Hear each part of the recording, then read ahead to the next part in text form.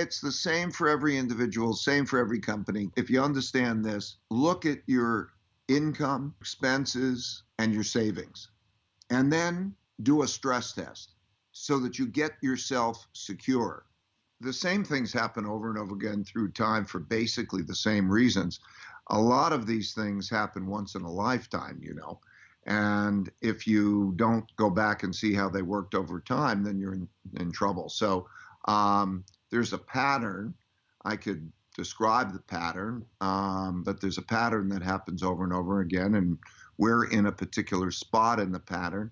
And then to understand it, not just because it happened before, but to understand mechanistically how it happens, and then one has a sense of how to deal with it. So speaking of the mechanisms, what's influencing this more? When you started looking back into history, are you looking for this sort of moment in the debt cycle, or are you looking for pandemics, a collision of the two?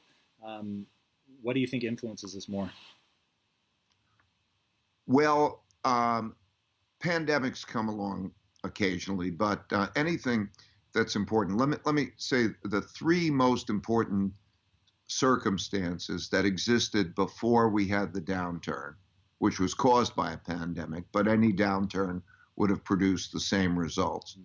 The three most important things that are happening in the world now are that we're at the end, late in a long-term debt cycle in which central banks cannot control monetary policy the same way.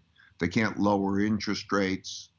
They can't get money to a lot of people who need the money in the traditional way. So just like in 1929 to 1932, there was a debt crisis that came as a result of an excessive amount of debt in the boom years.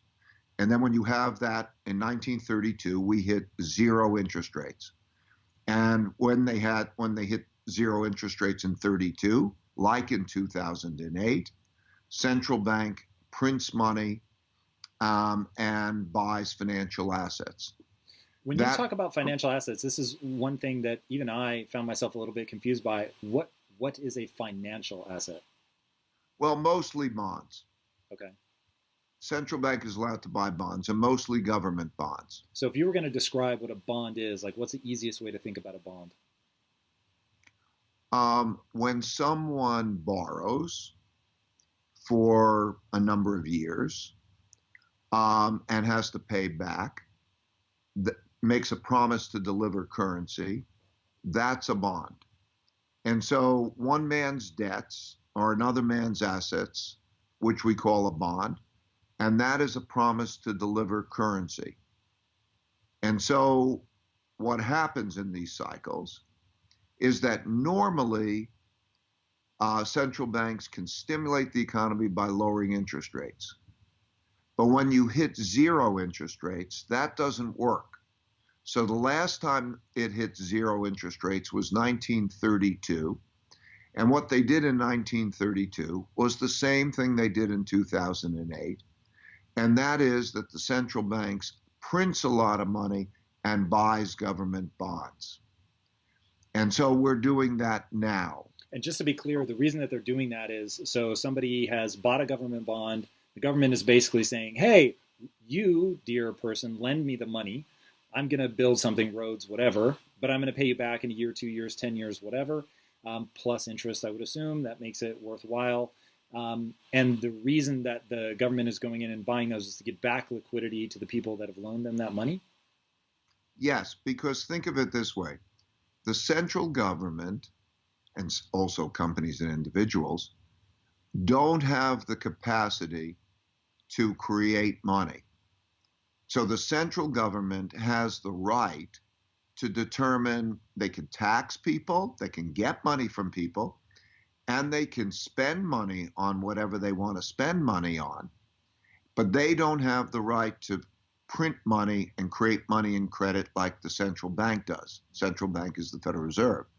Similarly, the Federal Reserve does not have the right to spend money and determine how it's spent. That's for Congress. All right, so before, because this can get so confusing, and I'll play the role of the layman here and just make sure that we walk through things. So the Federal Reserve, I think most people think is a department of the government, but they're not. Are they a private bank? No, they're a part of the government that the system has put into place so to get the creation of money out of the political system. Okay, so it sits So sort of outside of the political sphere of the government? it is within Congress, but it has a set of rules, like the Supreme Court has a set of rules. That means that the president can't control it, the Congress can't control it, that it's operating in a separate way. And so the important thing to know about this crisis, and that it happened in the 1930s, is that in order to get the checks that we're needing, a lot of people, a lot of companies need checks. Now, where will those checks come from? So there'll be checks from the government. The type of support we're going to receive is two types of support. Where's all this money come from? So the government, when they say, I'm going to pay more for unemployment insurance, or I'm going to give you a loan for a small business, or so on, where do they get the money from? Well, they either tax it, but if they tax it, that's bad. So the government, they can borrow it. That's what a deficit is. The government runs a deficit. And then the question is, who's going to borrow it when everybody's financially strapped? And the Federal Reserve says they have the power to print money, and they will say, I will borrow it, and I will lend you the money. So the Federal Reserve is lending the money, and it is also lending others the money. All right, so really fast, when they print money, are they literally sending a Brinks truck with bags full of cash and distributing it through local banks? No, money is digital. Okay, so they're literally just making ledger adjustments in a digital file somewhere. Right. The important thing to know is that all that we think about money is not limited in any way, like there's a certain amount of money out there. It's all make-believe. It's all digital. So they could change the digits and then they can create money. Now that's an important consideration, because if they can create money so easily, how do we know it's going to be of value when they're creating a lot of it? That's one of the considerations that are being faced today. But the main thing to know about this, stepping back for the big picture, is that every individual, every company, and every government has a certain amount of money that comes in the form of income, a certain amount of expenses, and then a certain amount of savings. So you do individually, and all your listeners do. And it works the same way for everyone, so that if their income falls and they less than their expenditures, they're in trouble unless they have a good savings. And then they go to the savings. So all around the world, there are lots of entities that are in trouble in that way. So the government, the two parts of the government, the US government, two parts, want to give checks to people. Now, it's difficult to decide who gets it, who doesn't get it. But if they don't give checks to people or to companies, those will go bankrupt because they may not have enough savings. So you saw J. Crew went bankrupt, just went bankrupt. And you'll see others go bankrupt because they don't have enough. And so when they go bankrupt, then that's a whole other process. So in order to prevent that, they have to give money. And so they print money. We call it print. There's not even paper much. It's digitally create money. And then that comes in the form of loans. Okay, so basically they're digitally creating money, which they're allocating to the government, and then the government is deciding how to disperse those funds? Yeah, the Federal Reserve will buy government bonds, so it's a transaction of buying it, and they will also buy private bonds. Okay. They might pick a company, many companies, and they'll say, I will buy your bonds, which is the equivalent, I will lend to you. And that's what happens. Okay. And that's happened through history. So what we're going through is the same process as happened in the 1930 to 1945 period. So as I was saying, there are three important things. That is one. The second is large wealth gap. Third is that we have a rising power in the form of China emerging to compete or challenge the United States leadership.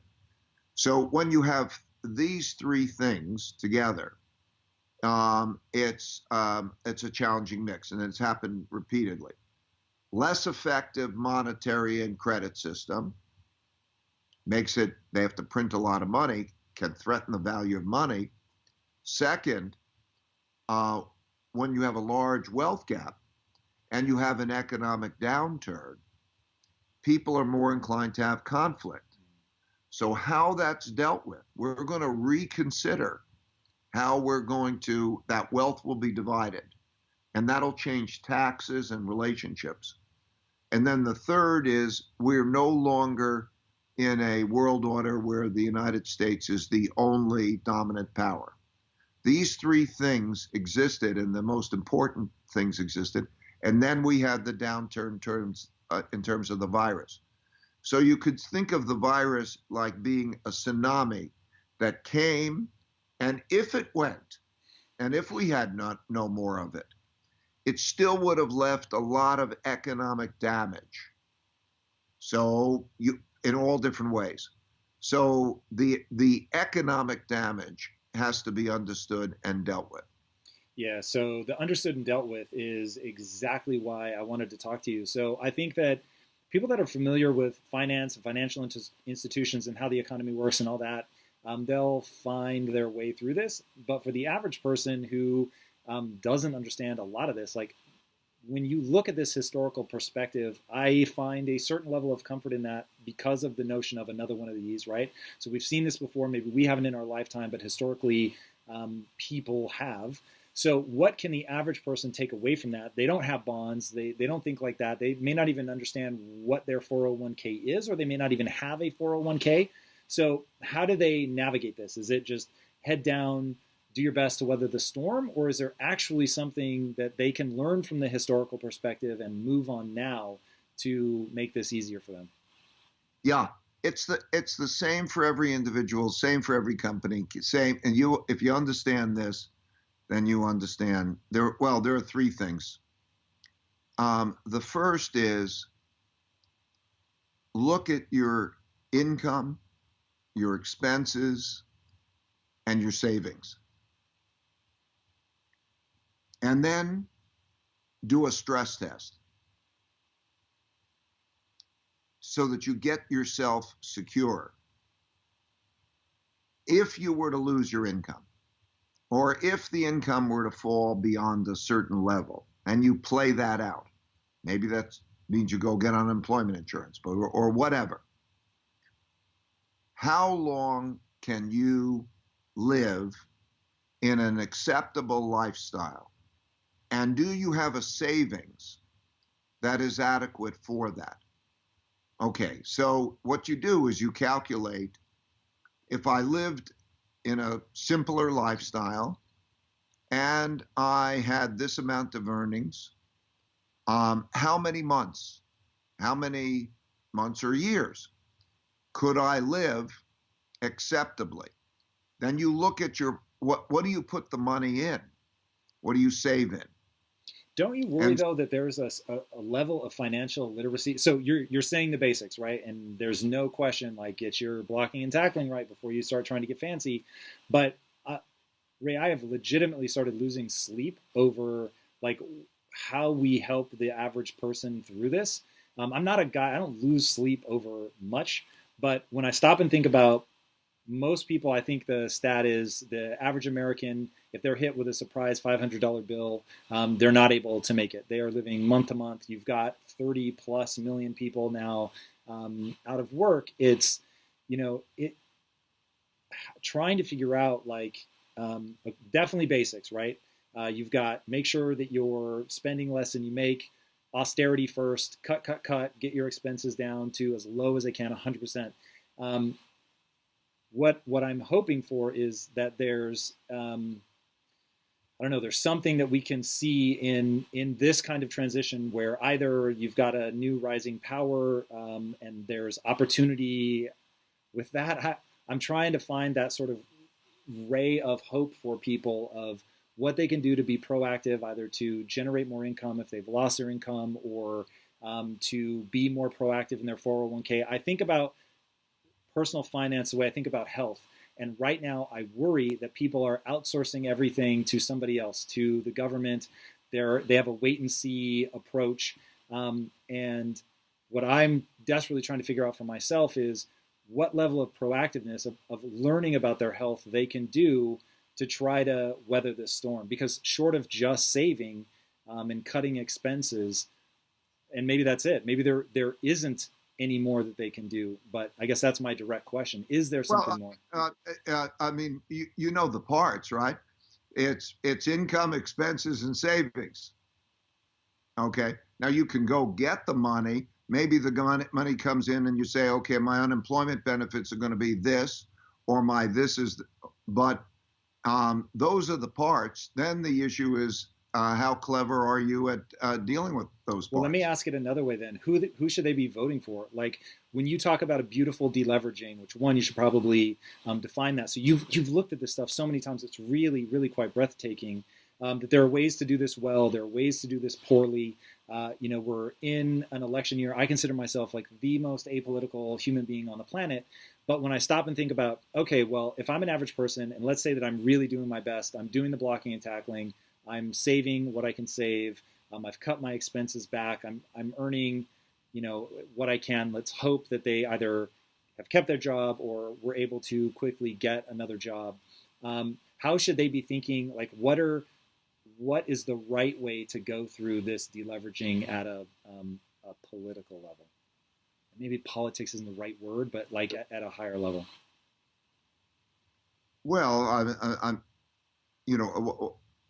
I don't know what you want me to say. I think that each person should understand there's a certain level of basic understanding. First, take care of yourself, and then, you hope that you have smart people who I think most important thing is that they're smart in being able to engineer an economy that will increase the size of the pie as well as divide the pie well. And then also that this is done in a non-antagonistic way. Smart people working together in a bipartisan way have the capacity of managing this well. So if I was giving political advice, and that's not what I do, but if I was giving political advice, the most important thing I think is who can do this, who's got the intelligence to do the engineering, plus to do it in a manner that we are not fighting with each other. That what history has shown us is that when things get difficult, people get stressed, and they can get angry, and they could all fight with each other, and that produces the next leg of a terrible economy, because the economy won't work efficiently if people are fighting with each other. The system doesn't work well. So one would have to say, who's going to bring the country together behind sensible, I would say, bipartisan programs, because if you don't have that, then you have a form of revolution, and you don't have good management. And that's the greatest risk, I would say, politically. So looking at the historical perspective, who has done this well? And then what have been mistakes that have led to literal revolution? When you say who has done it well, what do you mean? What countries or what periods of time has going through this kind of crisis been managed well so that we come out the other side with as little sort of pain and suffering as possible? Well, an example of well would be the differences in the way Roosevelt did it. So again, 1929 to 32, interest rates hit zero. They print money. We had a large wealth gap. And then they sat down and they figured out, how do we keep it orderly, and how do we change the circumstances with whether it's taxes or how do you reorganize it so that the system works well. There is a risk also at the same time, because the world is going through that. There's a risk of conflict. So in Germany, Hitler came in power in 1933. And he came in power in 1933 because there was a lot of internal fighting as to try to produce order, because everybody, the left and the right, the communists and the fascists, and they're all fighting about wealth, because everybody's fighting about wealth when you have a downturn. And then they were democracies. 4 democracies existed then that chose not to be democracies because they became so disorderly that they wanted some strong leader to take charge and run the country. And then, of course, we had a bunch of those types of leaders, and then they had a war. That's how World War II happened. So when you look at that, that's kind of the political landscape. But back to the average man in terms of his finances, I would say the important thing is those 3 elements: to have a plan, and maybe to have a plan with both your family. How do you get down when things got tough, and then you have to look at what happens in policy. Well, policy depends on the person. Some people would understand more about policy than other people, if so it depends on what they should do. It depends on what they're able to do well. As we sort of step back and start taking a longer view of this, what's the role that you see education playing in? When I grew up, it was just assumed I was going to go to college. I did go to college, and I would have, for a very long time, told everybody they should be going to college. Now I've sort of cooled off on that in terms of the debt that people are getting into. I know you and your wife are working a lot in the school system there in Connecticut. How do you think about that? What's the importance of education in, when we start thinking about protecting successive generations? How much of that comes down to education? Education is the most important thing. I was raised with a very modest economic background. My dad was a jazz musician. My mom was a stay-at-home mom. But I was lucky to have parents who cared for me. And I went to a public school, and I got a good education, and I came out to a world of equal opportunity. And I believe that those are fundamental necessities, that you have to know how to have an education of, facts like you have to know how to read, write, and arithmetic, but you also have to know how to behave well with others, to be a good citizen, operate in a civil way, to be able then to go into jobs.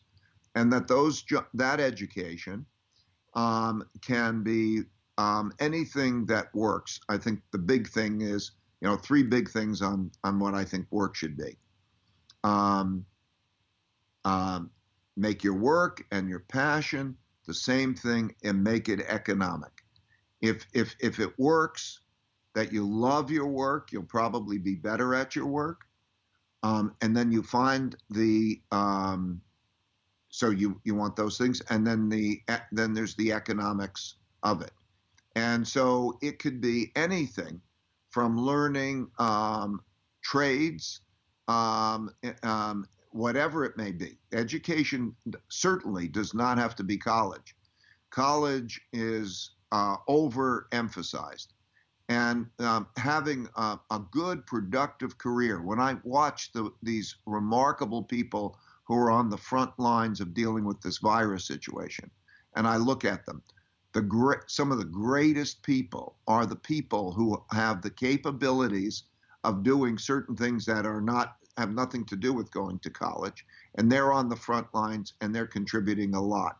And so so in education and civility, but that means that there has to be equal opportunity. So yes, what my wife and I have done is we're particularly heartbroken or disenchanted with poverty affecting children and high school students having the equal opportunity of education.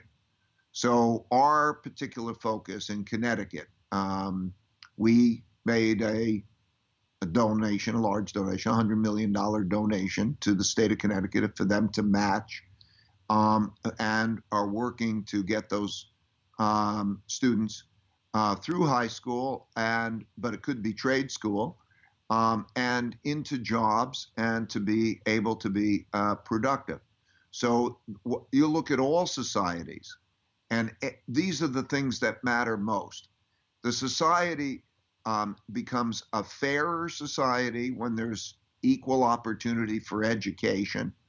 And also, it becomes a more productive society because the opportunities, when extended throughout the whole population, means that you get more people on the basis of merit. Right now, that system is not operating in a good, effective way. For example, people in the top 40% of income will spend about 5 times as much money on their children's education than those in the bottom 60%.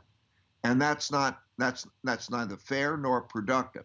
So I think that these types of questions are going to have to be examined by policymakers in a bipartisan way as we go through this.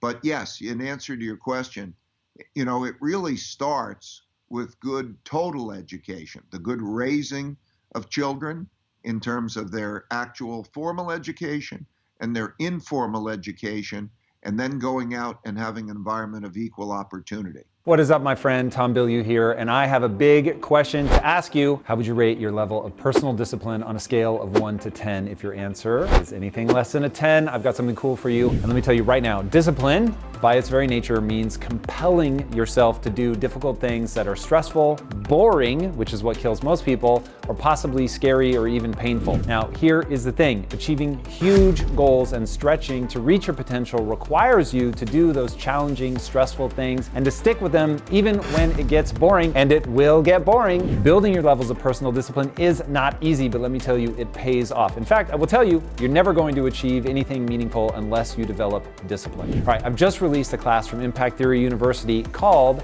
How to Build Ironclad Discipline that teaches you the process of building yourself up in this area so that you can push yourself to do the hard things that greatness is going to require of you. All right, click the link on the screen, register for this class right now, and let's get to work. I will see you inside this workshop from Impact Theory University. Until then, my friends, be legendary. Peace out. So one thing that I know you have leveraged to tremendous effect, and this is the very thing I took from principles that changed my life, is to stress test your ideas, to put them out there, to ask, how do I know I'm right? So like I said, I've really been losing sleep over how I can be most helpful in helping people navigate all of what's happening. And I have come to a conclusion that could be pure delusion. And I would love to know what you think. It's along the lines of education, which is why I was asking about that. So my obsession is skill acquisition. I think that, so the advice that I've been giving to people, if you've lost your job or not, like we have spent probably the last 10 years, maybe more, in an employee ease market. They've really had the selection. They've been able to put a lot of pressure on employers. And now you're seeing a flip, and you're seeing this is going to be an employer's market. There's going to be a lot of people. Obviously, there's north of 30 million now. There's going to be a lot of people looking for work. And my thing is, if you want to get your ideal job, you want to make your passion something that you're able to pursue, you've got to be able to outperform other people. And I would say the same thing to a kid that's coming up, somebody that's about to graduate, whatever. Like, you've got to be better than the next person. You've got to build a skill set that allows you to excel. And my thing is, like, you are living proof of one simple thing. If you can outperform people, there really is no cap to how far you can go. You put your money where your mouth is when it comes to an investment strategy. Obviously, with Bridgewater, you guys have just outperformed people. It's really been quite extraordinary. And yes, people need to save. Yes, they need to focus on where they're getting their income from. They need to practice austerity measures, all of that. But ultimately, people can propel themselves forward if they're out there learning, growing, getting better, pushing. I would go so far as to say even being aggressive to try to continue to move up. But it comes down to recognizing that skills have utility. They actually let you do something. They let you out-invest somebody. They let you build a better house or a better bridge. And so what I want to see people do through this time, I just think most people will be obliterated mentally. They're going to get scared. They're going to panic. They're not going to be able to think clearly, and they won't put themselves on a path to excel. So wonder what am I missing there? Because I know that people don't, that is not a popular thing to say right now. Not something that I get a lot of negative feedback from people. It's like basically pull yourself up by your bootstraps. So I'd love to understand like where the flaw is in that thinking, where when you talk about the there not being equal opportunity, one, what can people do to right that ship at a personal level? I get at the higher up systemic, the way that we address it through policy and things like that, but at a personal level, is there something people can do?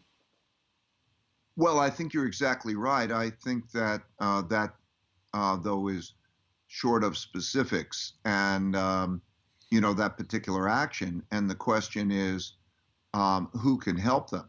So yes, if they're wily and hardworking and clever enough, they still need triangulation and help to find out where is the training program, what is that skill.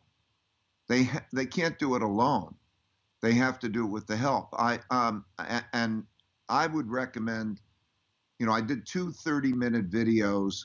One is Principles for Success, a 30-minute YouTube video, and it's about an approach to life that a lot of people, something like 14, I don't know, a lot of people have seen this. And I would say it's worth your 30 minutes, I think, in terms of an approach to life. And then there's also, if you're interested in the economy, I did a 30-minute video, How the Economic Machine Works, in 30 minutes. And that had a lot of views, more 14 million, I think. And it was liked. So I can't tell them in this very brief interview how we're going to exactly who will get them that training and that capability. But I think you're right.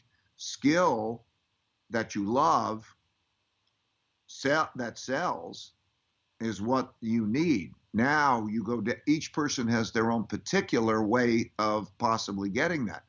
To some case, it might be a start low in an organization and work your way up. To some cases, it may be a government training program. In some cases, it may be a relative or a friend who can get you going, and so on. As I said, one of my main principles is there's always a path out there. You just don't happen to see the path now. So you have to find the path. If you find that path, and you can't find it alone, the way you find that path is to speak to other people, get many ideas by other people. And then, you have to keep yourself trial and error. You got to keep at it. Like when you're getting a job or getting a skill, it's a lot of trying. And so that requires a certain amount of discipline. And if you have a discipline problem, get help with the discipline problem. Have somebody kick you out of bed or whatever it is that you can get there. There is a path. You just don't see the right path at the moment. So many aspects of life are more actually opposite convention. Like comfort, it's comfortable. Well, look, life teaches you over and over again. You want to get stronger? Okay, it's not comfortable. Okay? So stronger does not go with necessarily comfortable. Pain, okay? Pain plus reflection equals progress. Pain is a teacher. You want to eliminate pain from your life? You're going to have a better life? No, because it's giving you messages, okay? So many different things are the opposite of what we're taught. And it goes down to even the education system, okay? You failed. Hey, that's the beginning of a discovery process. That's a good thing, okay? Okay, now how do I look at failure and learn from failure? No, you're stupid, you failed. How do people find out like their nature? And do you think of us all as having a sort of true nature? And then from that, how do people decide on the paths of accomplishment or savoring, and what to define those for people? Yeah, there's a couple of concepts in there, so and they're related, and but I'll parse them. First of all, on the nature, it's really a self-discovery process. Discovering what you want, discovering what you're like you were describing your various cases where you're discovering what you like, and then you go through that discovery. And the best way to do that is to want to do that, right? It takes an hour, and it's a self-discovery thing. Did you guys, you created it yourself? Yeah, and we've used others. We've used Myers-Briggs, Team Dimension, Workplace Inventory, and so other, and then we moved beyond that. The main thing is, if you want self-discovery, then you'll find your ways of getting the self-discovery. They'll appear all around you. And yes, you have your nature, the thing that pulled. Don't be, a round peg in a square hole. Find your nature, what's going to flourish and make your, that's why I said when you were talking about your development, mine too, make your passion and your work the same thing. Know what your nature is. Yes, so I believe in terms of that particular nature. Then we get to the particular of one of the big choices in life is savor life or accomplish. Like, we have a lot of choices in our lives, and they're almost sort of mutually exclusive sometimes. I want to go to the ball game, and I want to watch a movie, and I want to do that, and I just want to sit back and on a nice day and smell the roses. Okay, simultaneously, I want to change the world. Okay, I want to change the world, and I've got this. Or the work-life balance question, and all of those. We face those types of choices, right? So it's really important to go above oneself and to reflect on that.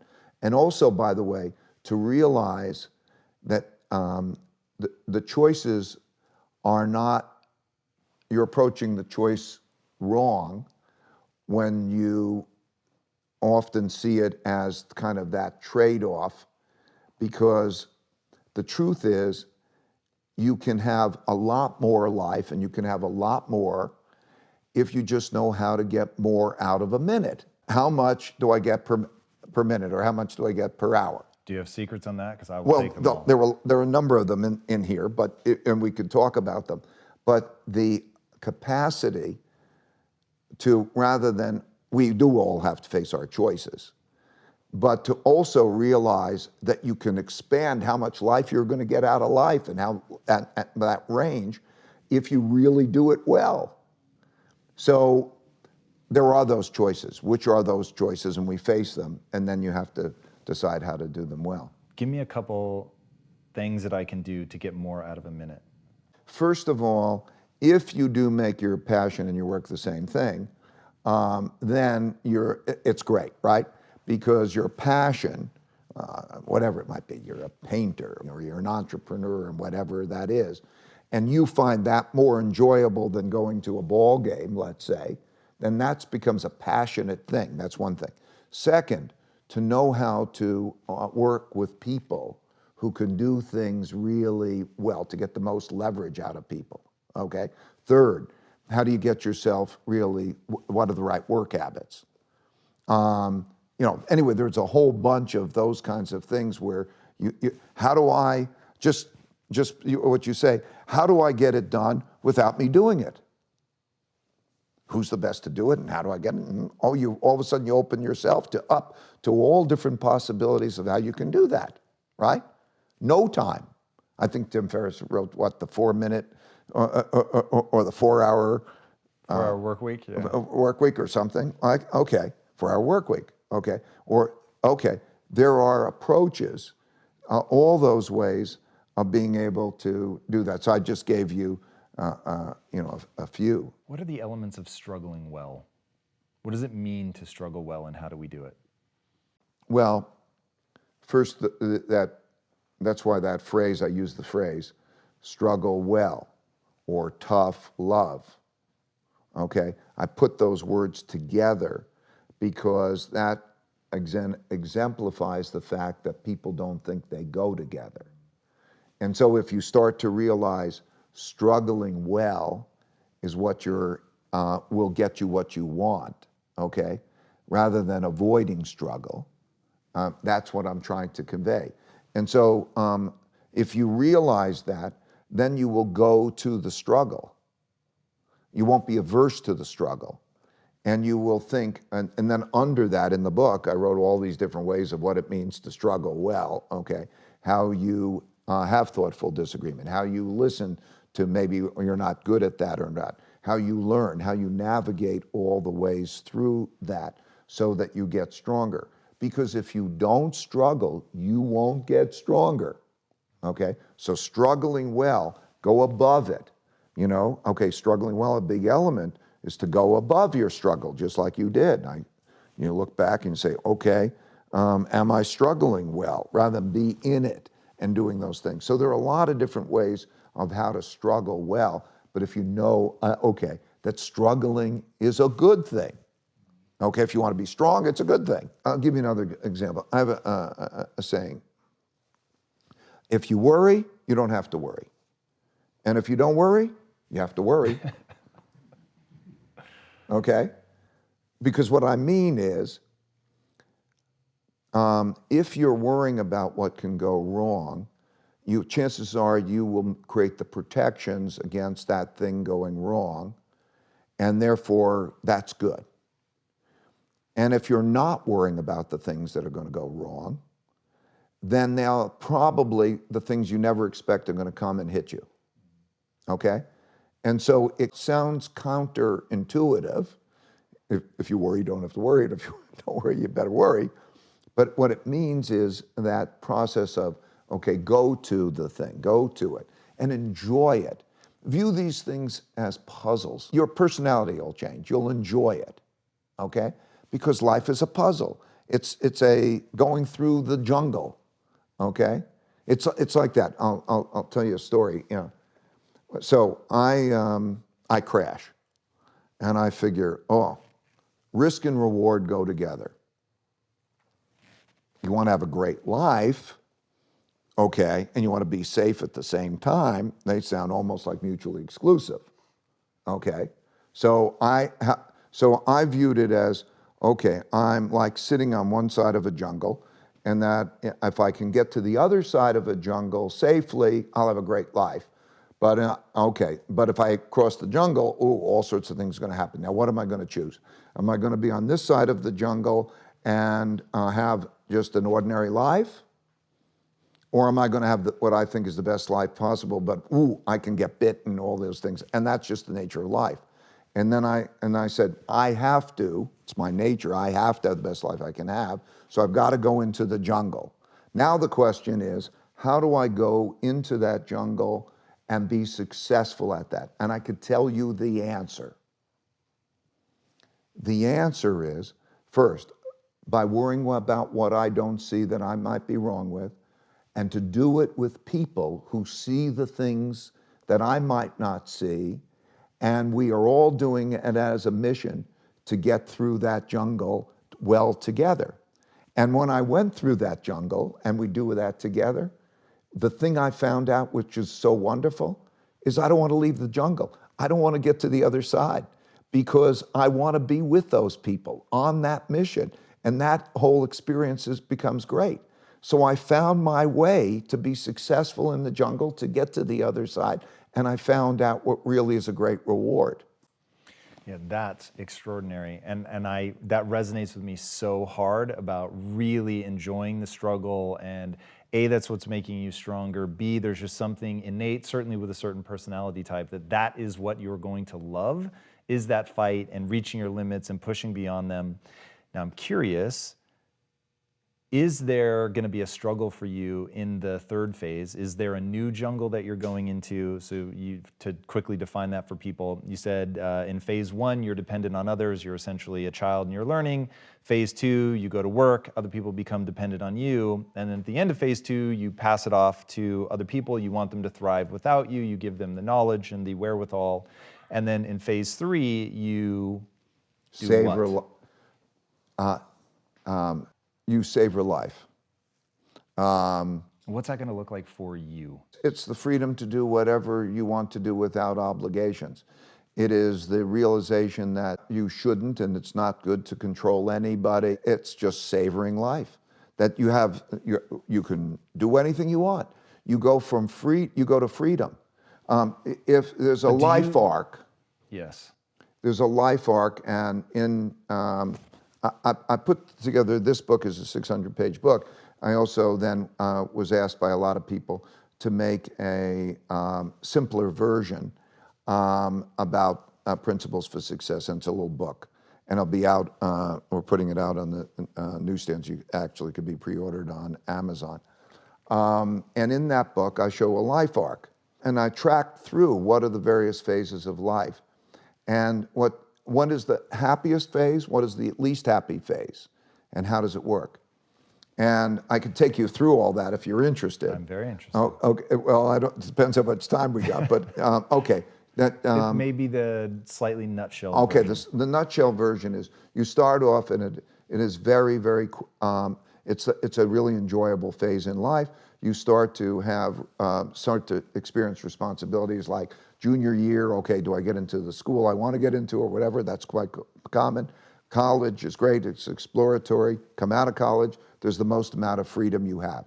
So that transition, end school, come into now the new phase of life, is totally different than the first phase of life, because what it means is you don't follow any track. All through there you are following track in the direction of others. And now you can live anywhere you want. You can pick any job you want. You can do anything you want. You have total freedom. There's no guide. You can do anything you want. You have that freedom. And you move forward with that, and then you start to make decisions, and you start to take on obligations. You might get married, you might have kids, you have jobs, and you take on that. And the least happy period in life by surveys of happiness is 45 to 55, okay? Because then you have the work-life balance and the obligations and too many things to do. And then maybe it's not as idyllic as you want. You get into the marriage and whatever it is, and then maybe it's not the marriage that you expected or the things that you're having, and all of those things. That's a difficult phase of life, that middle part of that phase in life, 45 to 55 and so on. And then people transition. It's interesting and opposite than what I would have expected, that the happiest phase in life is between 60 and 80. And the funny thing about it, which is really funny, they ask people, how good do you look? And they rate it the highest at that age. Now that's not true, right? But what happens is people at that point feel more comfortable with themselves in various ways. When you make that transition, you're eliminating all of those obligations. You're eliminating all of those things. You're giving yourself free. I don't have to take care of it. I savor. My family's well without me, or whatever it is. I've got the free time. I could do whatever I want to do. That doesn't mean life isn't exciting. I find life very exciting. I'm very vital. I like those types of things, but totally free of choice. And you also savor the life arc, even as people approach their death. They approach the death in a whole different way than what death seems to be for people in their early years, right? Oh, you're terrible, terrible thing. No, it's just part of that particular process. And how do you do that life arc? And the curtain goes down, and that is a different phase in life. So, my responsibility now is to pass along what I'm doing. Like, right, I got plenty of money, so I'm not working for money. I'm giving away plenty of money because it helps and whatever, and I'm just passing along. I'll have that life arc, and then I'm going to go quiet, and I savor life. And I love nature, so I go outside in nature. Okay, that has a big effect on me. I love it. So that's what the third phase of my life looks like. Yeah, man, the whole notion that you're living an arc, that there are phases, I think is really important. And I don't think enough people recognize that your frame of reference will change as you move from phase to phase, and what was important to you in one phase will not be important to you in the next. And because I was thinking as you were talking, I was like, I personally don't believe that you can skip a phase. I don't think that, certainly not with my personality and probably not with yours. It's not like you can skip the accomplishment phase and go straight to the savor phase. And I thought about that. My wife and I have made enough money, we could buy an island and retire and just be done with it. And when I really thought about how that would make me feel, didn't seem like it would make me feel the way that I want to feel, because I still want to be in the jungle. But as I hear you describe the savoring, it's like, yeah, I get how my life could get to a point where that's what I would crave. Yeah, you see, what I'm hearing you do well is you're looking down on yourself again. You're describing, I'm looking at how I feel, I'm looking at, so you're connecting the feelings with the thinking, and so that's true. And in terms of, no, of course there's a sequence to that life. What I did in the book, which would be fun for people to do, is I show all the different markers in all the different phases and little boxes next to them. And so what they can do is they can check where they are, they know exactly where they are, and then also by showing that, I'm showing them what they can expect. Because if you're here on that arc, you can expect these things probably as you're going check, check, check, those are the things. Now you can start to imagine, where do I want to be in 10 years? And also, where are the people I love, who I care about, or what are their relationships? Where will they be? Where will my children be in 10 years? And what will they go through? Or what will my parents? Where will they be in 10 years? And how will that relate to how I want to have my life go? Because, and it's the same thing. You'll see the same things happen over and over again. All these lives are basically kind of the same things. And when you put that in perspective and you step back and you look at it, it's really great. The notion of it's another one of those, and I say that in a way designed to remove fear and uncertainty, which is something that paralyzes so many people. And I think one of the things you've really given, certainly me and anybody who's really deeply come in contact with your work, is that sense of there is that higher perspective that shows that you're not the first person to have a child. You're not the first person to embarrass yourself publicly. You're not the first person to go through whatever heartbreak or heartache that you're going through. And when you can contextualize it, then you get to another thing that you've said, which of course, Buddhists have been saying for a long time, this too shall pass. Like whatever hardship you're in the middle of, or whatever joy you're in the middle of, it's all part of a cycle. And so all of it will ease in the end. And so, yeah, and your preferences will change. Realizing how it works is so great, because like the thing you love at 10 is different than the thing you love at 20 or 30. We all can think, what is the thing you loved at 20 or 30? Right. Woo, that was fun.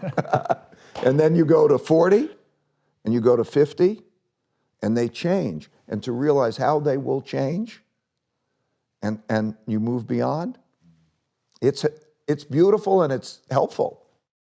The most important thing, I think, is to know your nature. What is your nature?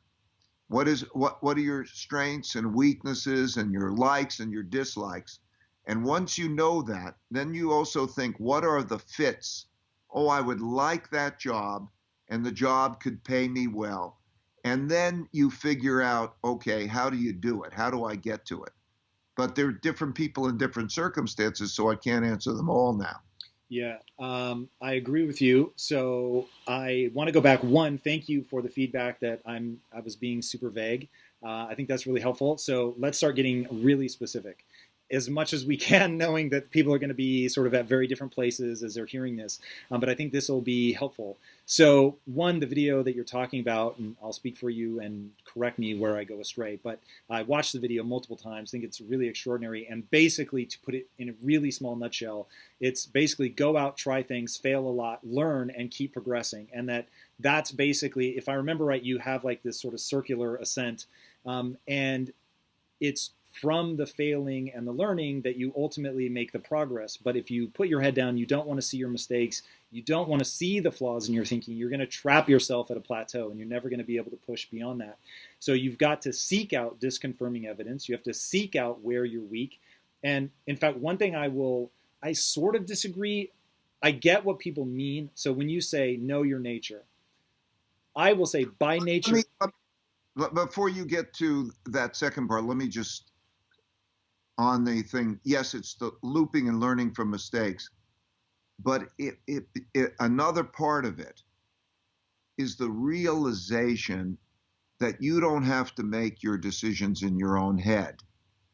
Okay? Now, when you start to realize that you know what you're good at and what you're bad at, that a power comes to you when you start to know, okay, who's the best person to give me the advice, or who's the best person to lead me through this, or when you start to know that you can go beyond what you think and your opinionatedness so that you can triangulate. I call it triangulate with others so that you find three people who are really capable of giving you good advice, who will argue with each other and argue with you so you can see all sides of it and you work yourself through. So it's not just your eyes looking for the path, but it's other people's eyes looking with the path with you, knowing that you're going to have successes and failures.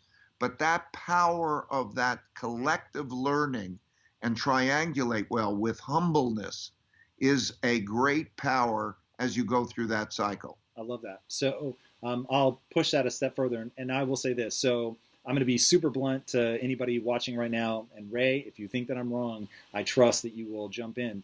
No one is coming to save anybody.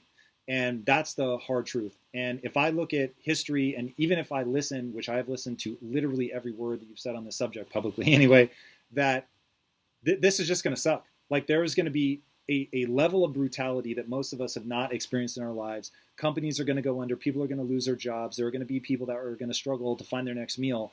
And what I want people to understand is, just like you just said, you can triangulate, you can get people to help you think through, but I want them to understand that they can do that in a book, at a library. They can do that online if they still have access to the internet, which as of right now, even just going to the library, you can get access to being online. You changed my life before you and I ever met. I read your book. I didn't even know who you were at that point. And somebody just said, hey, you've got to read this book. It's got really powerful ideas on trust and creating these hard principles out of all your mistakes. I read it, immediately recognized that this aligned with what I call the physics of being human. It was so in line with removing my blind spots, getting people, acknowledging that other people are better than me at certain things. And so while I take a little bit of an exception, because I think that you can't say what you're good and bad at until you've been at this for a long time. You've been trying, you've been pushing, you're learning, you're failing. Because by nature, I'm lazy. I am not very bright. I think there are people that can process raw data far faster than I can. But I'm willing to admit when I'm wrong. I'm willing to admit that I don't know. I'm willing to admit when I make a mistake. And because of that, because I go in that cycle that you talk about of making a mistake, looking nakedly at it, not pretending I didn't screw up, asking people to point out my flaws, and then going, and now I'm going to have to do what is called deliberate practice to get better at that thing. And I don't just ask, and I don't think people can afford right now to just say, oh, what do I want to do? For a lot of people, this is going to be Maslow's hierarchy of needs. You need safety, you need security, you need food, shelter. And I think it's going to come to that. And so recognizing there are people out there right now that know more than you. You are going to make a mistake, but those mistakes are huge learning opportunities. You have to admit that you made one. You have to seek people that can help you remove those blind spots. And then you have to put in the work to get better. Does any of that sound crazy? No, that's totally right. And then it comes from, once you have a fear that you might be wrong, but you have still the audaciousness and courage to go forward, you're a lot smarter than the person who thinks they know. There's a quote that Jefferson said, "He who knows he knows not is closer to the truth than he whose mind is filled with falsehoods." And so when you know that, and then with your character and your determination, you go forward. The smartest people I know are the most humble. The more you learn, the more you realize, oh, I'm eager to take in. So that's right. But back on your audience, I think your audience ranges from, there's a wide range that you have in your audience.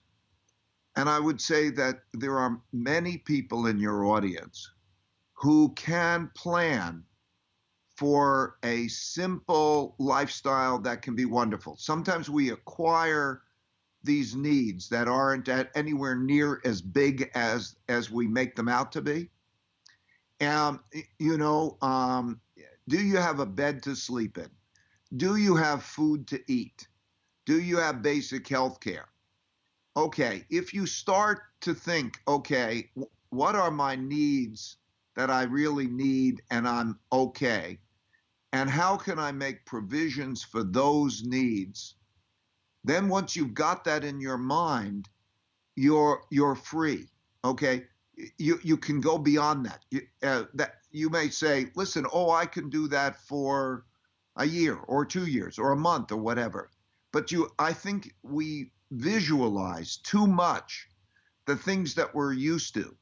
One of the good things about this exercise is that it brings you back to basics. You can be brought to basics. And like I'm saying, if you have a bed to sleep in and you've got food and so on, and you have those basics and good relationships with people who care about you and basic health care. So if you budget for that and you figure how do you have it, maybe it isn't in the luxurious place you're in. Maybe it's in the country and so on. Once you visualize that and you get that down in your head and you say, I can get that, then your stress will disappear because as you visualize that, in many ways, that's a happy life. It doesn't take a lot there's stimulation, there's nature, there's relationships. These fundamental, wonderful things, the most important things, can be obtained. And so for many of you, I think if you look at that and you budget for that, I'm seeing a number of people who are going broke. And I've watched this over many years. And really, it's just the adjustment process. Once they get to that point where, they get settled, they're fine. It's the ambiguity, it's the worry, it's the stress. So if you do that from the beginning and you have that played out in your head, then everything from there you can play with, and it's icing on the cake. So I want to emphasize, you can budget for that. You can look at that, find that scenario, find what that looks like so that you've got it down. Then you're safe. Once you've got safe, everything beyond that is luxury. I forget who the Greek philosopher was, maybe you remember, that used to go and he would sleep on the street like once a month or something like that in shabby clothing because he wanted to remind himself, this is what I'm afraid of. And this thing isn't that bad. I always found that interesting. I take a slightly different approach. I think that is really powerful, and I think that's an important anchor for people. So my wife and I always say to each other, because look, we have been dirt poor, and we have now been very wealthy. And all along the journey, we've always said to each other, look, man, if I have you, like everything else, I'm good. So literally, there are only two things I'm legitimately afraid of. There are things I don't want, but there are two things I am legitimately afraid of. Brain damage, because then I cannot build my way back. I can't have the level of fulfillment and joy that I want. And losing my wife, because a life shared to me is like the highest importance. Now, having said that, I'm going to set all that aside. And I hope people heard you, and I hope that they take it to heart to paint a lifestyle that they can love, and it's beautiful, but it's simple, and they don't have all this overhead hanging over them. But I know thyself, as you were saying. Know what you're good at and what you're not. I've always told people, if you want a calm, peaceful life, I'm not your guy. There is somebody else for you to go listen to and follow that journey. If you want to be aggressive and you want to build something that matters to you, I don't need it to be big. I don't need it to be a business, whatever. People that want to express themselves, that want to get great, they want to become extraordinary at something, that's what I'm far more interested in. And so the way that I look at it is right now, it's a time where economically the chessboard has been flipped over. But in that moment, there's going to be opportunity created. And for people that, and this, my central thesis is what I said earlier, panic is the problem. People cannot allow themselves to panic, which is why I like what you're saying. Don't worry if you lose everything, right? As long as you have the things that really matter to you. And I think that's important so people don't panic, so they can be clear-headed, so they can figure out where the opportunities are, and then they get the skill set that they need to capitalize on that opportunity. Which for me is like and that's why I keep saying I'm losing sleep over like how do we get information out so that I've worked in the inner cities a lot, and to get the information to somebody out there that they can triangulate, right? That's not a rich upper class exercise. That's the information is out there. It's been put in books, on a website, in a podcast. Like the number of the world's greatest thinkers right now that you could be taking this information from, but you have to be willing to test it. You have to be willing to incorporate it and actually act on it and do something. So I'm not clear. What's your question about that? Not so much a question is I'm presenting what I think are ideas that I want people to run with. Partly I'm hoping if there is a flaw in my thinking, I want you to point it out. So going back to the need for specificity. So we're talking about there isn't equal opportunity because there's not equal access to education, which I will take as the core of your thesis for generationally moving forward in a useful way. True? It's a core piece, yeah. Okay, so what I'm saying is I really hope that gets addressed, and I will certainly do whatever I can. You're obviously doing a massive amount there. But I also want people to not wait for someone to make that change. I want them to realize right now, today, they can go and learn something. They can educate themselves. You said that it's not about college. It's about getting a skill that lets you live a fulfilling, meaningful life with a meaningful career. And so I want to see people take action. But if there is a flaw in that thinking, I want to know. No, I don't think, of course, I think it's totally right. I think then the issue is going to the next step for the particulars of actually helping somebody. And there's a combination of not only what they can do themselves, but finding others who will help to take them by the hand and help to provide that guidance to be able to do that. All right, so finding a job, let's say, you think, okay, how do you find a job? So you have to be specific. So we could say, find a skill. Okay, great. But literally, how do you go about finding that skill? Let's talk about that. So one thing you've talked about from an investing standpoint is when this begins to happen and monetary policy begins to break down, won't spend a lot of time describing a fiat currency, but essentially money that isn't associated to anything like gold. So you've broken that. So you said that it gets reassociated because gold has intrinsic value, or rocks because it's used to build things. So what is, looking at the historical perspective, what are things that are safe bets in terms of this job is going to be here in 5 years, that this is a good place to begin building that skill set? You're talking about the skill set, not the investment, I guess. Yeah, skill set. I think that's maybe more useful for people if they've just lost their job and they're sort of just trying to make ends meet at this point. Well, in terms of, I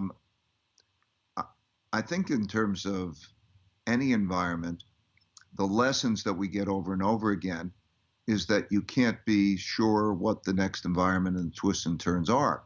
What you don't know is greater than anything you do know.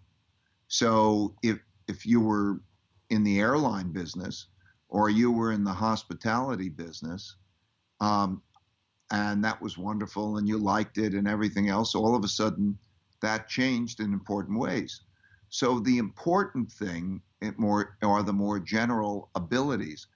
In terms of investing, what that means is you need to know how to diversify well. That's the most important thing. In terms of any aspect in life, to know how to deal with what you don't know is more important than anything you know, because the world is so much more surprising than you can really be sure of. So in a general sense for skills, I think, and skills are part of what are your environment. Find out those things that are self-sufficient and maintain flexibility. You have to know how to maintain flexibility and change well.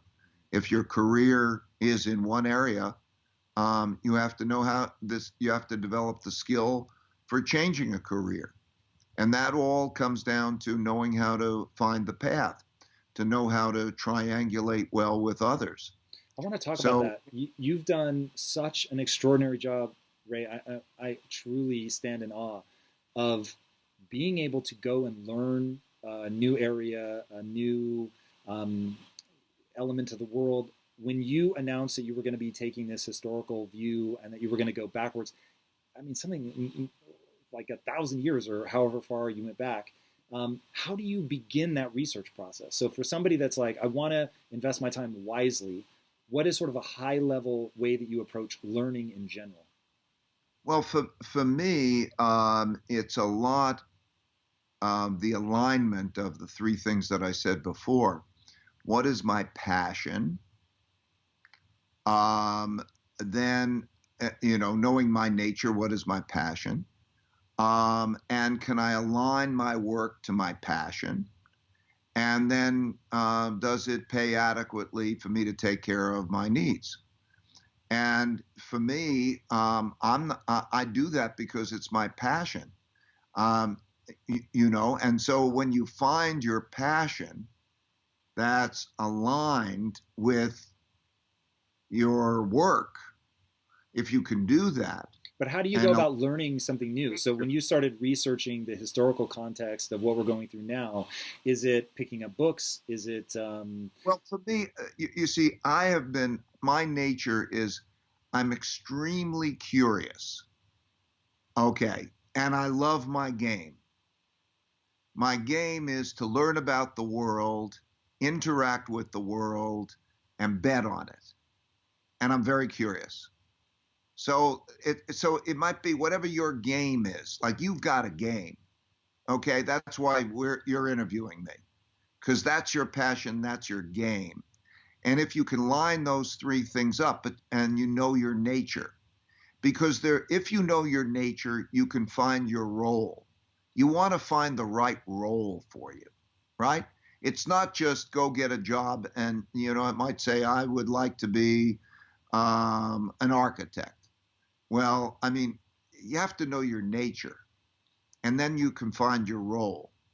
And so I'm hesitant to say that what is true for me is true for somebody else. So when you ask me what, okay, those are my big things. Meaningful work and meaningful relationships. Like relationships matter a huge amount to me. So if I can have a work that feeds my curiosity, that I'm passionate about, and that pays me adequately, and and I do that with great people, those are the things that feed me. And so you have to know those things that feed you. Like I like the big picture. Somebody might like details. You have to pick those things that are for your nature and align those things I'm talking about. And how did you specifically go about starting this big research project? Did it start with a book? Did it start with reaching out to historians? No. In a sense, the journey started out when I was 12 years old and I caddied, and then I took my caddying money and I had newspaper route and I did a number of things like that. I took my odds and ends and I put it in the stock market, and then I got hooked on the game. Do you ever think about the nature of questions in that process, like that? So I think it was Tony Robbins that said, if you ask a better question, then you're going to get a better answer. And basically questions are going to control the outcome. Do you focus on what question you're asking and trying to answer, or is it something completely different than that? Questions. That's right. It's the hunger to know. You'll notice it different in people. There will be people who, wow, you listen, good question.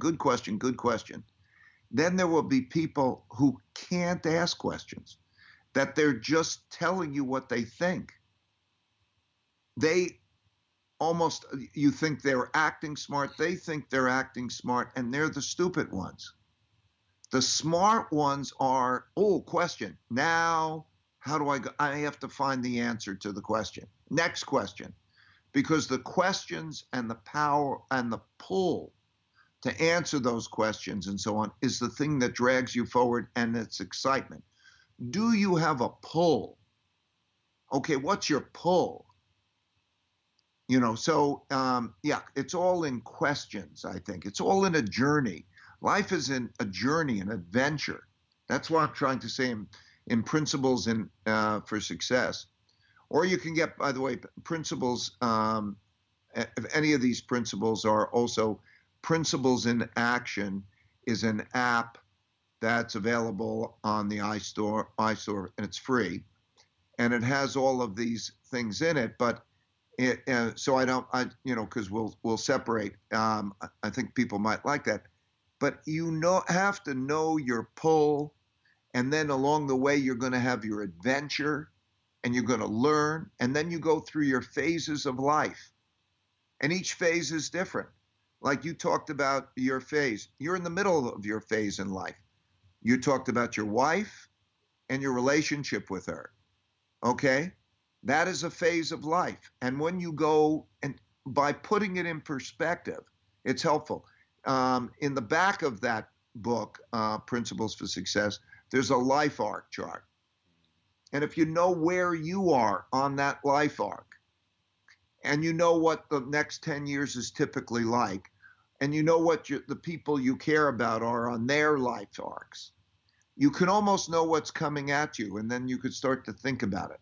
So it's at that level of knowing yourself and knowing how these things happen over and over again that you can achieve your path. Don't be surprised. Most life is the same things that happen over and over again. You're born, you probably have parents to take care of you. Maybe you have one, maybe you have two, but somebody does. They teach you. You have your first phase of your life where you're dependent on them and you're learning. Then you come out to your second phase of your life, and then you're working and others are dependent on you, and then you have that. So these things happen over and over again, and you just have to know that path and know how to approach it. So really fast before I let you go, you're working on a new book, The New World Order, which I find very fascinating, and you've been publishing some of the chapters on LinkedIn. What do you think the odds are, just to really go back to the finance side of this, what do you think the odds are that America remains the reserve bank and the reserve currency? And if it's not us, who do you think it will be? Well, all currencies eventually die, and all empires eventually diminish, and there are other empires. And the question is essentially the pace of how that happens. I think that, but for most of your listeners, it's most likely going to happen in a way that's tolerable if you can manage it well. Think about the decline of the British Empire, and you see people who are living in London and so on. It's not that the world blows up. It's that they have to readapt, and they know how to readapt. And so I think that we're going to come through more difficult times. I think the next 3 to 5 years will be difficult times in ways that haven't existed in their lifetime, but has existed in other periods of time, like the 1930 to 45 period. So to be able to adapt well, to invent yourself, again, to adapt, and to navigate that maybe with a perspective of knowing what those other times were like is the best thing to do. So the reason I'm doing that series on LinkedIn is to help people understand what those times are like, and then help them be prepared. The reason I wrote the book Principles is so that it's a particular approach, because the same things happen over and over again for basically the same reasons. And once you get that, and you have the self-discipline to know how to play the game well, then you'll be fine. So, one, where can people connect with you right now? And then I have one last question that I want to ask. Well, I'm, as I say, I'm on social media, and and I'll interact with people on social media, the standards, LinkedIn, Twitter, Facebook, and Instagram by and large. But the most valuable stuff is if you go to principles.com, you can get the whole pile, or I would say, so of those places, So as this next 3 to 5 year part of the cycle hits us, what is one thing that people can do that, from the historical perspective will most insulate them from the probably emotional and maybe financial damage, whatever you think is more important? Well, the things that I thought about, some of the things I mentioned earlier, the plan for the worst case scenario and make it terrific is one of the things. The understanding how to triangulate well to deal with whatever problems that you're going to face and how to work that through to find the path and find your nature. But also, one thing that's helped me a lot is meditation. Meditation gives you a calmness, an equanimity, so that you can almost look at your circumstances and you can navigate it with a clarity of thought without all of that stress. It's healthy because it reduces stress, and it also makes you smarter to make the decisions well. So I would say that that would also be something that I would recommend. Because if you have the equanimity, that centeredness, that calm centeredness, and you have your plan, and you triangulate well with others so that you can get all the best advice and don't have to approach it in your own head, you're a long way there. In your mind, we think, what do you want? And the reality is, when you look at the neuroscience and psychology, that there are different parts of your brain that want different things. And so in the simplest sense, there is the logical part of your brain that you're conscious of. It's called the conscious. And you think you're being logical and you want to make those decisions. And then there's the subliminal, below the limbic system, part of the brain, which is the emotional, and it's not as conscious to you, but it has more of an influence on you than really the logical one. And so they're not aligned. And so when you're experiencing that pain, or let's say the ego, right, there were two main things. You got an ego barrier and a blind spot barrier.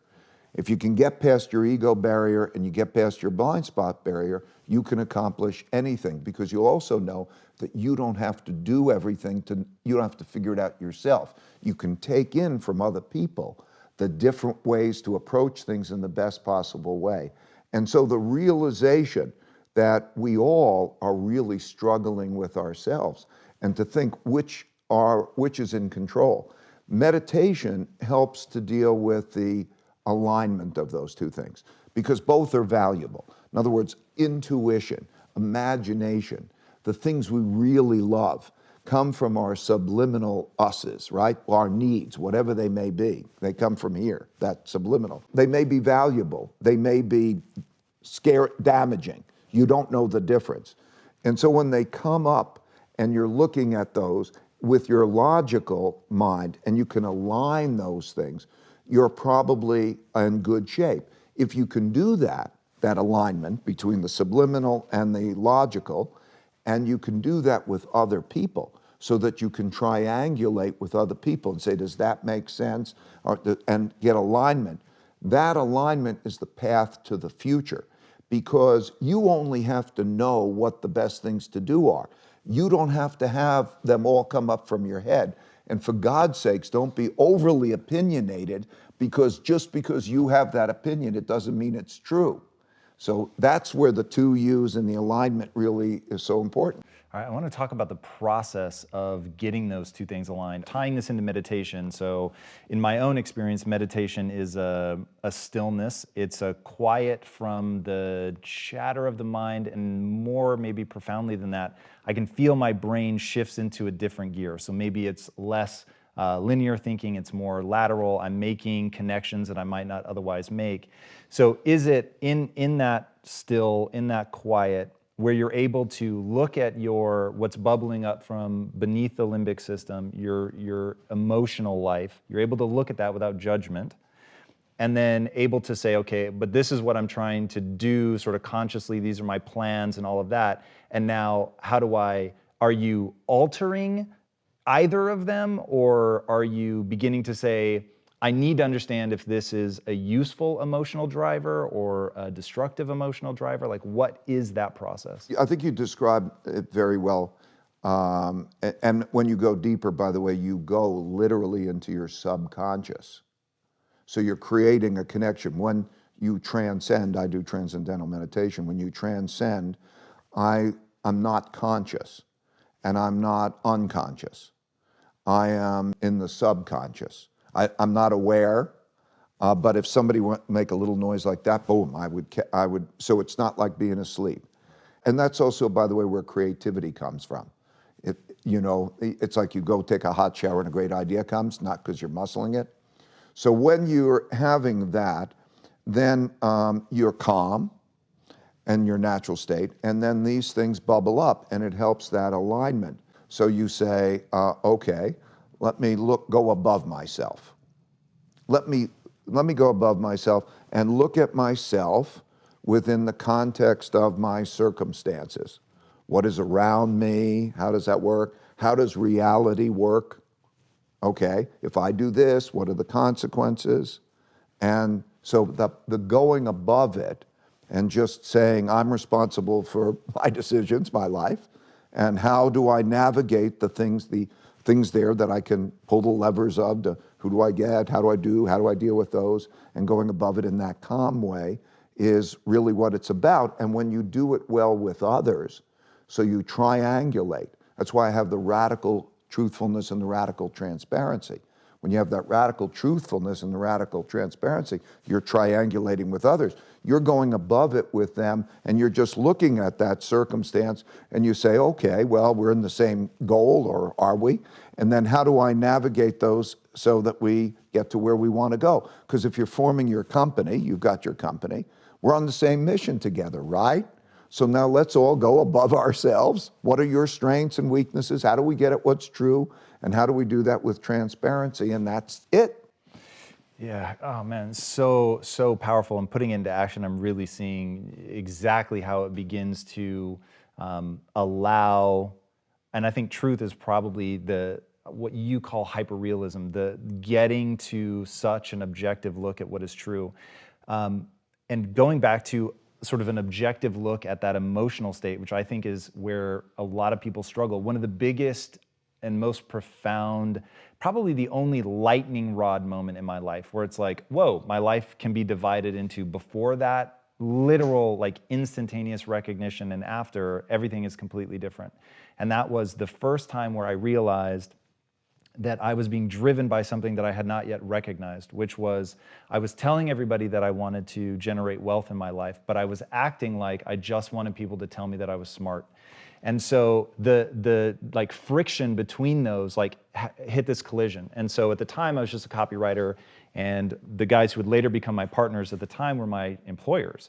And we got in this huge fight over something stupid. And I was arguing for my idea. I needed my idea to win because they were just so much farther ahead than me. They were smarter than me in that they can process data faster, and that's just true. Like they could think through things more rapidly than I could. So I was like, I have an inferiority complex over how fast they think, and they're like 15 years ahead of me as entrepreneurs. So I just always feel like a buffoon. And so I'm starting to really feel badly about myself. And so I'm arguing for this dumb idea, arguing. And then finally I wear them down and they agree. And I was like, shit, I know it's the wrong idea. Like there's a voice in my head screaming, you know this is a stupid idea, stop arguing for it. But I needed to win. And so when they left, I thought, okay, whoa, what's real? I just need to know what's real. No judgment on me. If what you want is to get rich, you have to change the way that you're acting immediately. But if what you really want is to just feel smart, you need to leave this company, because butting heads with them every day and feeling inferior is never going to get you there. And so in that, I realized, wait, there's actually a third option where I could value myself entirely for learning. And if I switched my identity over from being smart, being right, being good, being worthy to just, I learned, that's what I do, then everything will change. And it did literally like that. Like I remember that day so clearly. So to me, what you're describing is just another one of those, right? Go deeper on that concept, the notion that everything loops, that history repeats, because I think people get it from like a US history class, but they don't necessarily understand it in their own life. There's practically nothing that hasn't happened before, really, if you look at the theme. So when I take your particular case, I can digress into it, but I won't. I'll come back to that in a second. Almost everything that happens has happened many, many times before. And just like I described, there's the hero's journey, and there's this and that, there's that particular path, and the whole thing happens over and over again. So my reaction to what you're saying is, yep, that's absolutely right. That's a winning strategy. So if you step back from that and you write, okay, what happened to you? What happened to you is what we're talking about. You went above yourself, okay? So you exemplify it. Okay, here are the things. You went above yourself. Now you could have had the ego thing, the big O barrier. Okay, the ego barrier is going to be the thing that's sort of going to kill you. Then by reconciling what your subliminal desires were, okay, I want to be judged as smart, and then connecting that with your intellect and saying, okay, now intellect, what is really going on here? Okay, and then to be able to step out of that. Now you just did it alone, but you could do it with others and it's even better.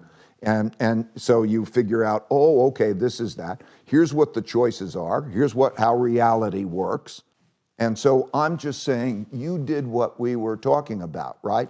And if everybody gets that and really understands how to go do that, the two big things is, how do you get your alignment of your lower level you with your upper level you? How do you get past your ego and your blind spot? And we know what the ego barrier is, like I got to be right or whatever it is, or I'm not good at this. The blind spot barrier is the realization that people actually see things different. They see different things. Like somebody will see the big picture, somebody will see the detail. They'll focus on different things, almost like a color spectrum type of thing. And if you realize that you will see a part of that spectrum and other people will see the other part of the spectrum, and so that you really need to, when you go above yourself, you really need to orchestrate all those ways of seeing, because you are not just one of those people that's got to do it yourself. Your way of being the success is to go above it and be the orchestrator and know what you're good at and what you're not good at. So it's almost like if you want your life to be successful, you will not let yourself do certain things because you're just no good at them. Once you get that picture down, then you can find the paths wherever the paths are. You're open-minded because now you've given up your ego barrier and your blind spot barrier. So your particular case just was another one of those. Yeah, the concept of just another one of those, I think, is it's bizarrely easy to miss in your book. And so I want to linger on this point for a second. And it's funny because people ask you this question all the time and you give the same answer. You're so consistent. And yet people don't spend the time that you spend. So let me encapsulate.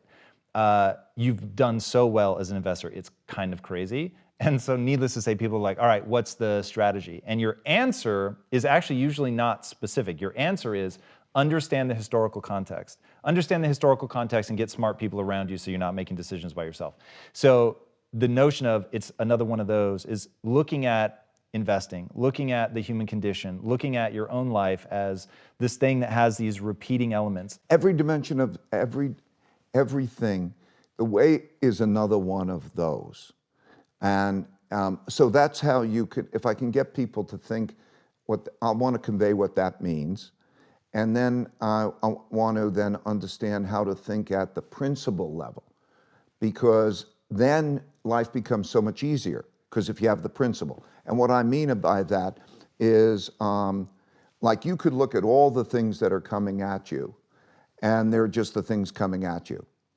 If you instead think of each thing as being like a type of species, think of that as like an animal species or something. Okay, what one of those is it? And how do I deal with those? And you have your principle for dealing with those. So you have the species coming in, you have a principle that lines up with the species. Yeah. So now there's no guesswork or refiguring it out. Right, figure it's like, I don't know, it's a type of snake that's coming at you. But everything is another one of those. So when you start to think about how do I deal with that, how does reality work, and how do I deal with those? So the way it looks to me, I'll speak figuratively to help to convey the image of what I mean by that. Maybe there is something like 50 different personality types. I don't know what the exact number is. And they are all living out the same scripts hopping. Maybe they're just 50 different scripts. And then through those, maybe there's a certain X hundred things through time. And it seems all confusing because we're looking at them bit by bit. It's like you're in a blizzard, a snowstorm, and each of these bits come at you and so on. If you can kind of step back and just say, okay, what one of those is it? And it's happened before, and it's happened to different people. So let's say, for example, you have a kid, and you think, okay, now I'm a kid. And you could just sort of say, okay, now you're parenting. But whatever it is, you can sort of say, hey, it's happened before a million times, and in that particular circumstances. So when you realize everything happens over and over again, pretty much for the same kind of reasons, okay, and you understand that, and you can almost look at who's been through it before, who knows how it works, how do I best navigate that thing, what are my principles for that, then it's great. The reason I discovered it accidentally, is because I got in the habit that I suggest you get into and other people get into. And that is, whenever you're in a situation where you're making a decision, important decision, just pause and write down what type of decision was it and why did I make that decision that way? That's writing down your principles. It's kind of your recipe for success. And we could talk about it. And then every time I'm in a situation, I'll write down, why did I make that decision? And we could look at those criteria. Did that make sense to do that decision that way? Would you have different criteria? And so on. And you do that over a period of time, okay? And then you have your principles. And then, so they're just your reasons for making your decisions and what matters to you, right? When you do that, so that's why I'm encouraging you, because you're going through these and then you have found a path in life. I viewed your story, what you just told me, is just another one of those. Now you keep doing it, it'll become apparent to you how everything's another one of those, because what'll happen is the next time around, you're going to find, I don't know, let's say you're firing somebody, use that as an example, you would say, okay, now I'm firing somebody again. Okay, now let me just kind of reflect. Would I modify that principle? And how would I do that? And then, okay, now maybe you're firing somebody who's been with you for 10 years and you love. And that's not the same as firing the son of a bitch who you want to get rid of. So then you refine that. How should I deal with that one and that? And why does it make sense? Because that reflection, why does it make sense? Why does it make sense? And really wanting truthfulness. You know, not worried about being embarrassed. Making mistakes, we're only on the struggle with all of you together is a good thing. Yeah, so how do you define a species? Like, how do you begin to codify all this stuff and go, because I think it's all too easy to get lost in the, well, this isn't another one of those. This isn't just firing somebody, this is firing somebody that I love. And so, no, there's, this is all simple. Just so different. It's simple, because all you have to do really is to sort of say, if you start to think everyone's another one, and when I'm making a decision, I just got to write down why I made the decision. I don't care how you title it. Okay, just write down, okay, what are your criteria? Write it down. Well, you'll see that they're close cousins. You know, let's say if you're saying, is it a different one because it's a close relationship that you've had for a long time or somebody is new? Okay, well, you'll see those two things are close together, okay, but it's another one of those things. And it changes your way of seeing things, okay? It changes your perspective. Again, I want to repeat, because then life becomes easier, because it's not all these bits and pieces. It's another one of those. It gives you an equanimity, and like a ninja. Okay, it's another one of these coming at me. Okay, and how do I approach this? And then you can have a conversation. It's just reality. How should you deal with that reality? And if you do that, then you think in a whole different way. Okay, you just want to get to the best way to deal with your realities. You've talked about how about 30% of the people cannot do radical candor. It'd be great for you to... I call it radical transparency, but whatever Perfect. It is, okay. So radical transparency, define what that is exactly, and then what is it about that 30%? Like, are they can't get rid of the ego, or what? What is that? It's just what you're talking about. The struggle is between themselves as you go into a conversation and you're looking at that. They find So the Almost radical all of transparency them, is saying super hard shit, really direct, nice and clear. They're not good at this. yes, while simultaneously saying, I don't know if that's true. In other words, if I say that I don't think you're good at that, I'm being honest, but also who knows whether you're good at that. Right. So how do we then go from you think you're good at it, I don't think you're good at it, and how do we go through a process to find out together whether you're good at it or not? How do we go through that process? That would be one of my key questions. Okay.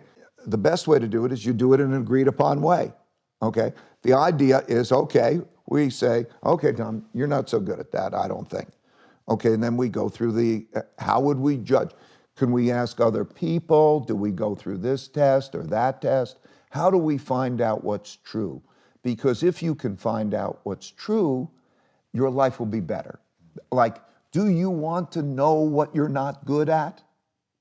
If you know what you're not good at, your life's no problem, because you don't even have to get good at it. You just have to work with somebody who's good at what you're not good at, right? So there's a path forward when you get out of your head that you got to do that. So the only basic notion is if we were to have a relationship is and by the way, it's non-hierarchical. You could say, hey, Ray, I don't think you're very good at that. And I'm going to be the same way. I put it in because I needed it, because I'm worried that I'm going to be wrong. So then you come to me and you say, I don't think it's very good. Well, how do we find out in a non-ego constrained, objective way whether I'm good at that or not? Do you actually lay out criteria? Like, oh yeah, here's you'll how do. We're gonna... we will do. Yeah, absolutely. How do you come upon that criteria? Would you do this as a one-on-one? Would you do this in a group? How do you begin to tease that stuff out? First of all, in terms of the group, I like to make everything transparent so everybody could watch the same thing happening with anybody. So Meaning you would do this in front of a large group of people? No, I would say taping. We do a lot of that radical transparency because that way people see, is it fair? Is it a good process, right? So I like to do that discussion, but anybody can do it with anybody, right? And so, but I would like to have that conversation if it's like, if I don't think you are good at something and I am relevant to your life or vice versa, we got to work it out. We got to figure that out together. Would you do this with your wife? In all relationships, in one way or another, you have to find out how you're going to make decisions. There are going to be agreements and disagreements, and you have to have the art of thoughtful disagreement. Now, people find their domains differently. Maybe somebody says, oh, okay, I'll take care of these things and you take care of that. I don't know. Some people, the traditional household might say, okay, I'll take care of making the money out, and the man goes out and he makes money in the world. And then one woman says, I'll take care of the kids. We're not there anymore. But each role, I'm trying to say, in some way, you have to find out how to do the art of thoughtful disagreement. And it makes sense. And then also knowing what's good, what you're good at, and what you're not good at. It's a good thing to know what you're good at and what you're not good at, right? What do you do though? Like when let's say you and your wife realize, ooh, we actually have something that we disagree with how to do with the kids. And that's high stakes. If you do something wrong, you could have a material impact on their psyche and the way that they approach the world.